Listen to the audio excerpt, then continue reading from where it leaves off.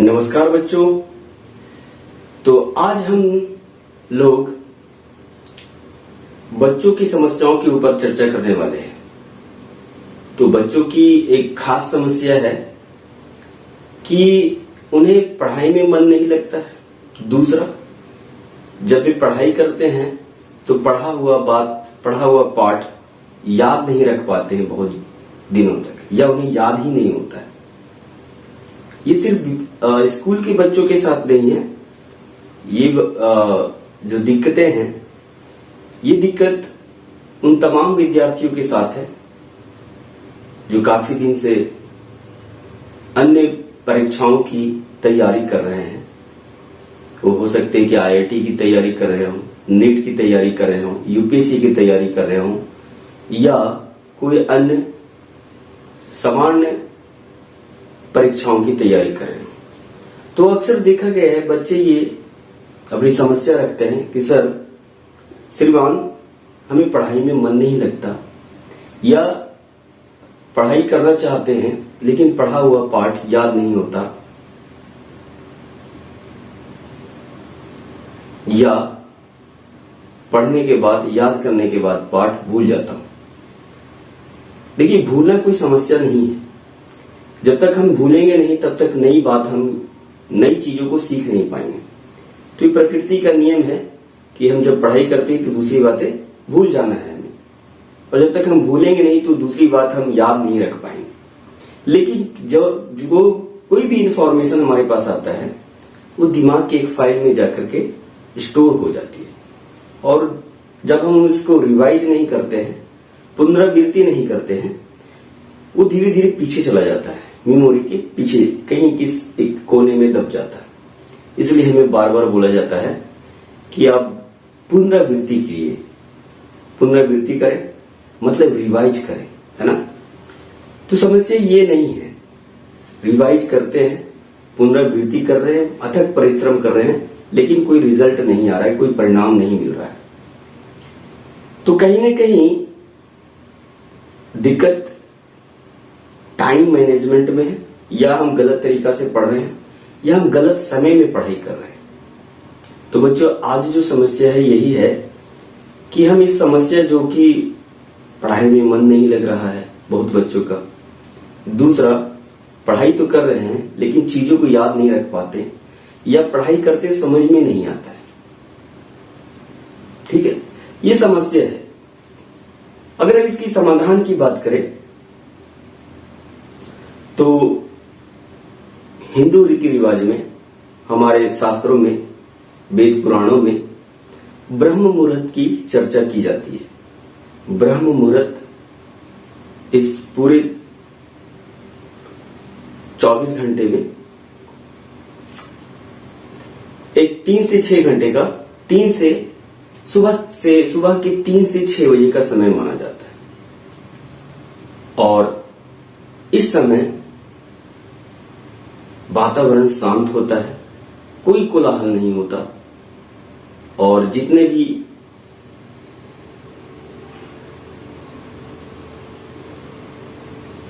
पूजा पाठ के कार्य या ध्यान का कार्य जो होता है, इसी समय करने के लिए निर्देश दिया जाता है कि आप इस समय पे करें, इसका अच्छा परिणाम मिलेगा। तो बच्चों, पुराने गुरुकुलों में बच्चों को सुबह उठा करके पढ़ाया जाता था, लेकिन अब गुरुकुल बदल गए, अब स्कूल आ गया, हमारे पास आरामदायक चीजें बहुत सारी हो गई, हम सुबह नहीं उठते हैं, हमारा दिनचर्या बदल गया,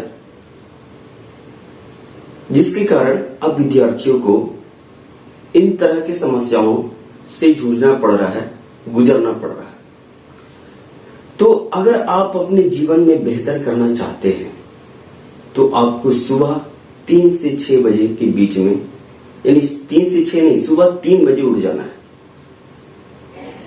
सुबह 3 बजे उठ करके नित्य कर्म से पूर्ण होकर के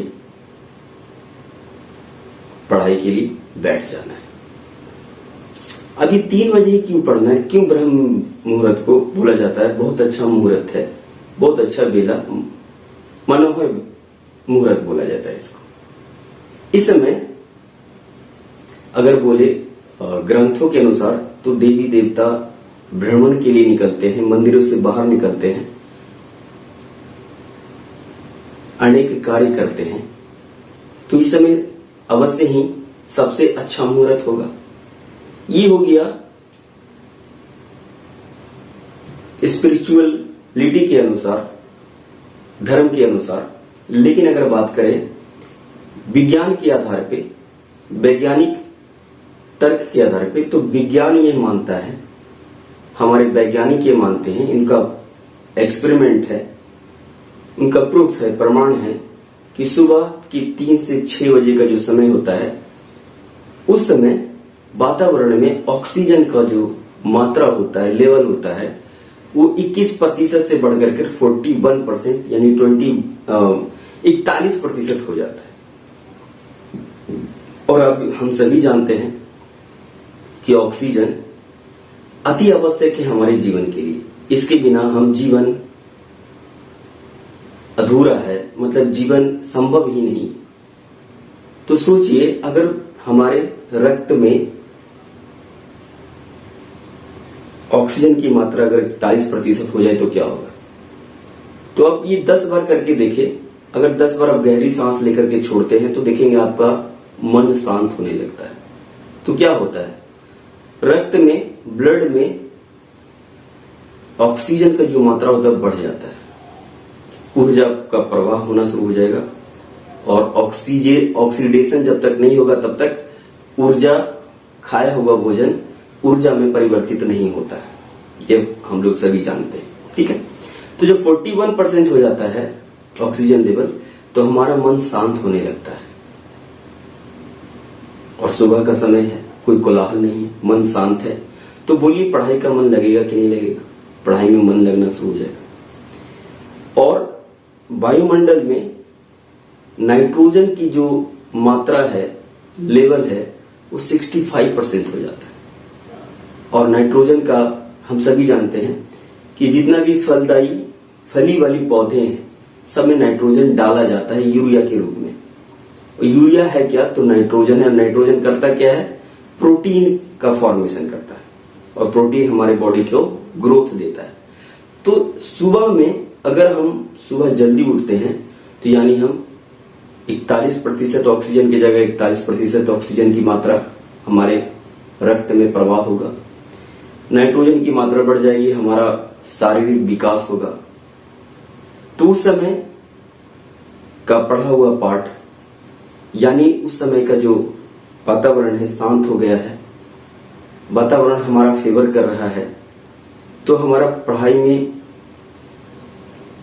ऑटोमेटिकली मन लगेगा तो पढ़ी गई पाठ जल्दी याद हो जाएगा, और याद होगा और समझ भी नहीं आएगा, है ना। तो इस तरह से अगर हम सुबह 3 बजे उठते हैं और 6 बजे तक पढ़ाई करते हैं, तो कहीं रात भर जग करके पढ़ा गया पाठ को याद करने में जो मेहनत लगा है वो बहुत ही कम मेहनत में, और उसको हम पूरा अंतर मन तक याद कर सकते हैं, उसको अपने मेमोरी में इंस्टॉल कर सकते हैं, बोले कि उसको एकदम पक्का कर सकते हैं, ठीक है। तो ये तर्क क्या था? वैज्ञानिक तर्क है, और साथ साथ आध्यात्मिक तर्क भी यही है, ठीक है। तो बच्चों, अगर आप इस समस्या से अगर जूझ रहे हैं तो मेरा ये आपसे अनुरोध है, निर्देश है कि कृपया आप ये वाला सूत्र याद रखें, early to bed and early to rise. जल्दी सो जाना है रात में और जल्दी सुबह उठना है। इससे क्या होगा, आप सुबह जितना ज्यादा प्रोडक्टिव होंगे, कहीं आप दिन से ज्यादा होंगे। दिन का आपका जो प्रोडक्टिविटी होगा वो सुबह के प्रोडक्टिविटी से कम होगा। हम इस समय 3 से 6 पूर्ण रूप से, मानसिक रूप से, शारीरिक रूप से ऊर्जावान होंगे और पूरे तन मन से हम उस काम को करेंगे, तो अवश्य ही वो हमारे लिए परिणामदायक होगा। अगर आप ये प्रक्रिया, आप इस प्रोसेस को अगर 6 महीना तक लगातार अपनाते हैं तो अवश्य अपने आप में एक परिवर्तन देखिएगा। तो आशा करते हैं कि इस वीडियो का जो मोटिव था पूर्ण हो गया हो, आपको बात समझ में आई होगी और आप इसको कल से ही अपने जीवन में इसको अपनाएंगे और अपनी उन्नति, राष्ट्र की उन्नति, देश की उन्नति आपकी उन्नति पर निर्भर करता है। क्योंकि किसी भी देश को ऊपर ले जाना यानी ग्रोथ जो होता है वहां के युवाओं की ग्रोथ में छिपा हुआ है। और कहा जाता है कि बच्चे देश का भविष्य होते हैं। तो आप ग्रोथ करेंगे, पूरा भारत ग्रोथ करेगा, पूरा देश ग्रोथ करेगा, या किसी का भी देश ग्रोथ कर सकता है। तो ये आपका भविष्य, ना ही आपका भविष्य उज्जवल होगा बल्कि पूरे देश का भविष्य उज्जवल होगा। तो मैं इसी आशा के साथ आपसे विदा लेता हूं। मिलते हैं हम लोग नेक्स्ट वीडियो में, तब तक के लिए शुभ रात्रि।